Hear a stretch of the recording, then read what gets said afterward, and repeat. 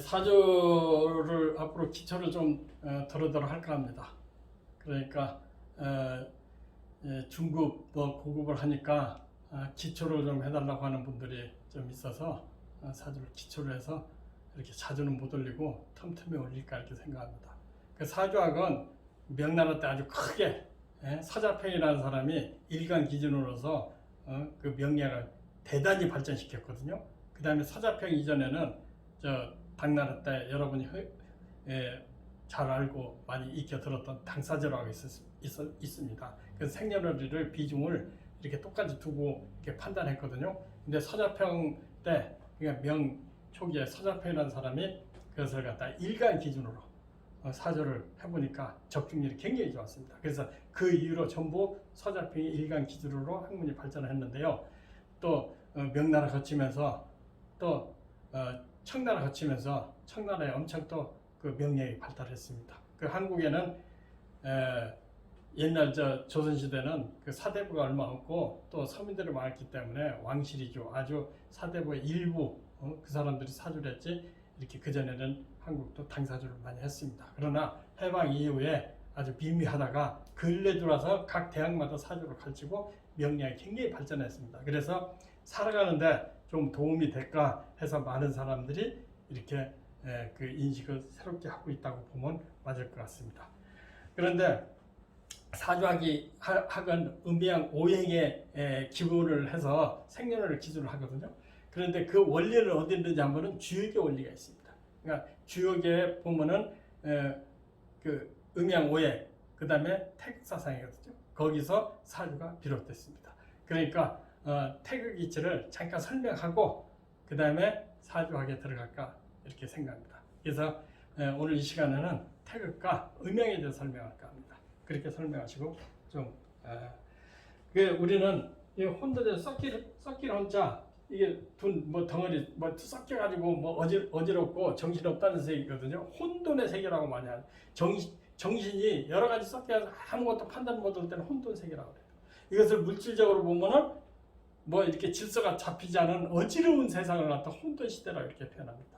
혼돈이라는 것은 이렇게 표현하면 되는데 다 정신세계를 얘기를 하고 또 물질세계는 정신세계에서 비롯됐기 때문에 혼돈은 정신의 혼란스러운 걸 얘기합니다. 그런데 그것을 물질적으로 우리가 표현해야 좀 이해가 쉽습니다.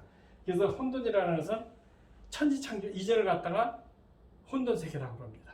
그러니까 신이 조물주가 천지창조를 했다고 하는데요. 천지창조했다고 하는 것은 알았다, 깨달았다, 또 세상 이치가 이렇구나 하고 그 신을 믿는 종교에서는 천지창조는 신이 했다. 그러니까 신으로부터 비롯됐다 이렇게 보면 됩니다. 그러니까 신 이전을 갖다가 신이 천지창조하기 이전을 갖다가 혼돈이라고 표현하면 맞습니다.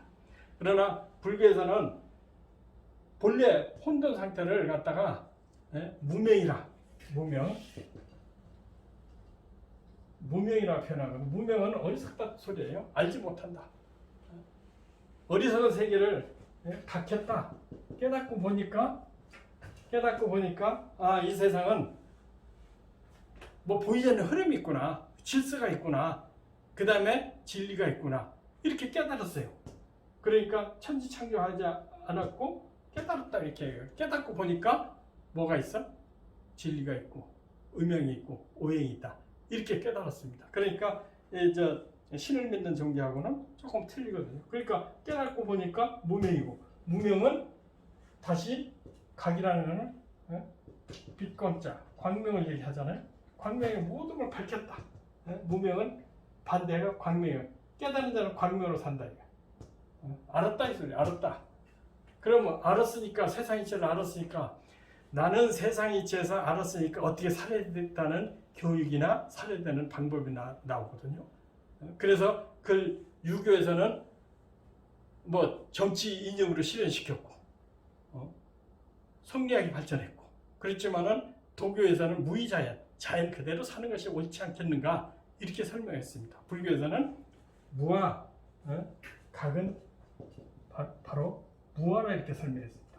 내가 있으니까 세상의 모든 죄악과 범죄가 벌어졌다. 그 모든 사람의 모든 사물을 다 나와 동등하게 보면 무아라고 합니다.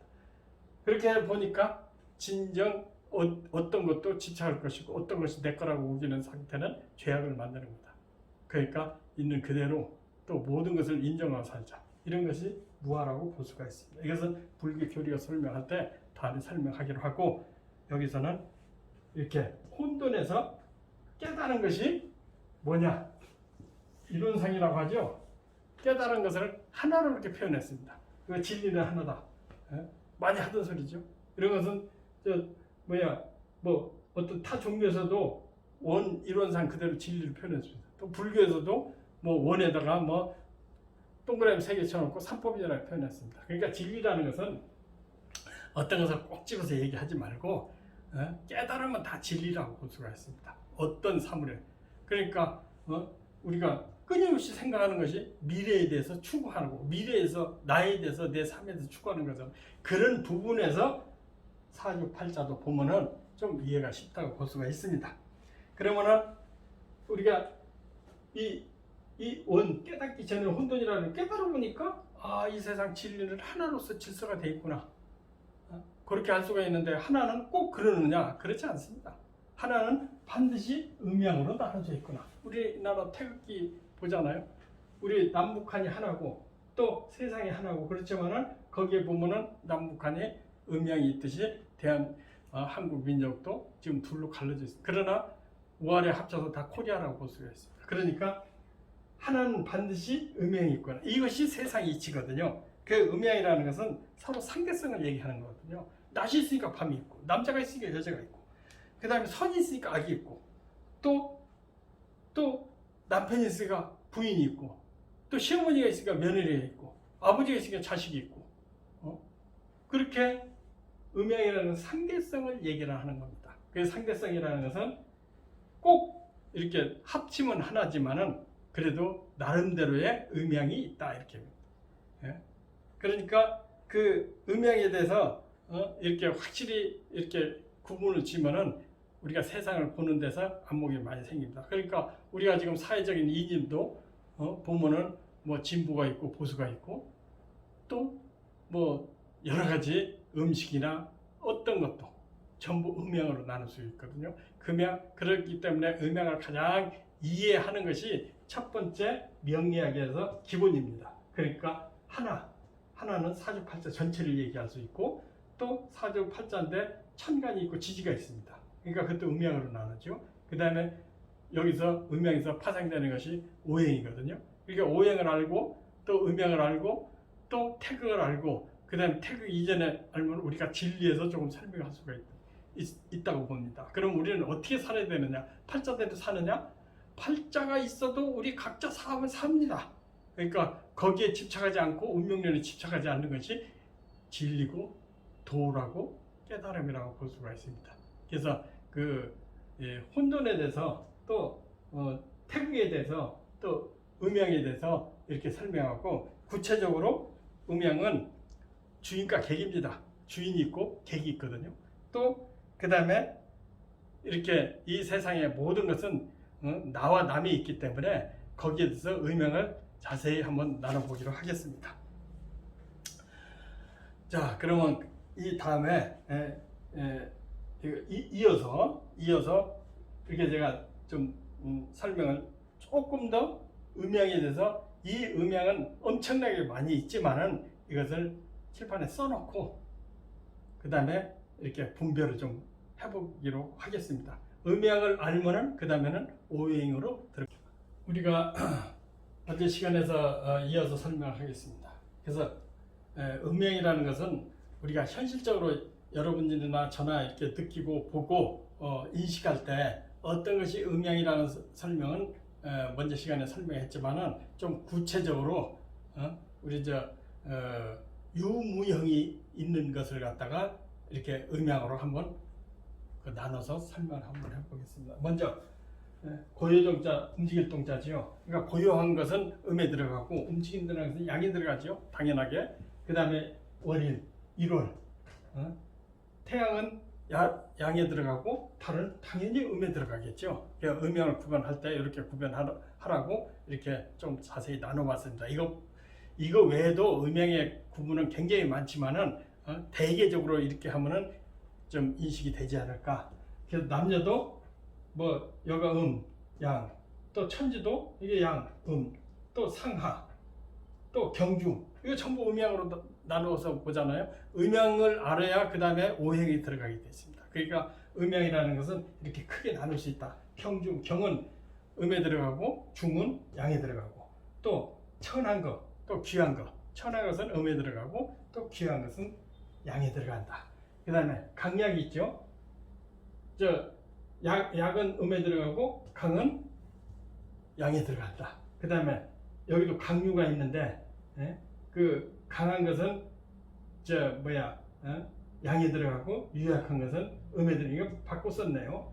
바꿔 썼네. 유약한 것은 음에 들어가고 이게 강한 것은 양에 들어가는. 이건 바꿔 썼다고 보시면 됩니다. 그 다음에 이건 한열, 추울 한자잖아요. 춥고 겨울 추운 거고 여름에 열나잖아요. 그러니까 여름은 열나는 것은 양이 들어가고 추운 것은 음에 들어간다. 그 다음에 명암이 있죠. 명암. 명은 밝은 명자 양에 들어가고, 음은 그대로 어두운 것은 음에 들어간다. 그 다음에 낮주, 주간, 야간 그렇잖아요. 낮은 양에 들어가고 당연하죠. 또 밤은 음에 들어간다. 또 올라가는 거, 내려가는 거, 올라가는 건 당연히 양에 들어가고요. 내려가는 것은 음에 들어간다.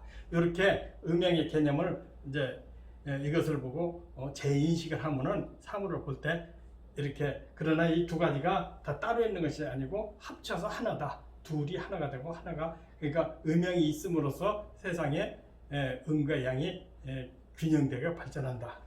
그 다음에 이게 방은 이게 둥근 거거든요. 방은 음에 들어가고, 이건 모방이라고 그러죠. 이게 땅의 넓은 방위를 얘기하는 모방이라고 하거든요. 이건 음에 들어가고, 이게 둥근 원자는 그대로 양에 들어가고요. 그 다음에 바다, 산, 바다는 음에 들어가고 산은 양에 들어가고, 그 다음에 개폐, 문 여는 거, 열고 닫는 것은 음양에 표현이 됐고, 그 다음에 내외, 내, 외, 우리가 뭐 가정에 있을 때 뭐 내자가 뭐 바깥 양반 이렇게 표현할 때 내외가 또 음양으로 표현이 되고 있습니다. 전후 마찬가지, 전은 양이 들어가고 후는 음에 들어갑니다. 그 다음에 고저, 높은 거, 얕은 거, 음양이죠. 그 다음에 날아가는 거, 엎드린 거, 날아가는 것은 양에 들어가고 엎드린 거 음에 들어간다. 뭐 수와 마찬가지죠. 수는 뭐 똑같은, 뭐 산과 밭 똑같죠. 수나 화는 양에 들어가고, 그 다음에 진, 대, 나가는 것은 양에 들어가고 물러나는 것은 음에 들어간다. 그 다음에 부처, 부처인데 남편, 처, 이것은 부부간 얘기하니까 남편은 양이고 여자는 음에 들어간다. 또 있는 것은 양에 들어가고 없는 것은 저기에 들어간다. 그 다음에 이제 여기서는 이기, 이치와 이것은 생각하는 이고, 이게 생각을 행동하는 것을 기라고 하거든요. 그러니까 이기도 음양으로 나눈다. 이렇게 해가지고 음양을 크게 나눠봤습니다. 그러니까 이 외에도 뭐 우리 장기로서, 몸으로서 뼈나 살과 이런 것으로도 음양으로 다 나눠지지만, 크게 이렇게 살은 음에 들어가고 뼈는 양에 들어가고, 또 뭐 머리는 또 양에 들어가고 몸이 이런 식으로 모든 것은 음양으로 돼 있는데, 이것이 다 음양은 합치면 하나가 된다. 이렇게 표현하시면 그 음양에 대해서 좀 쉽게 이해할 것 같아서 이걸 다 써놨습니다. 참고하시기를 바랍니다.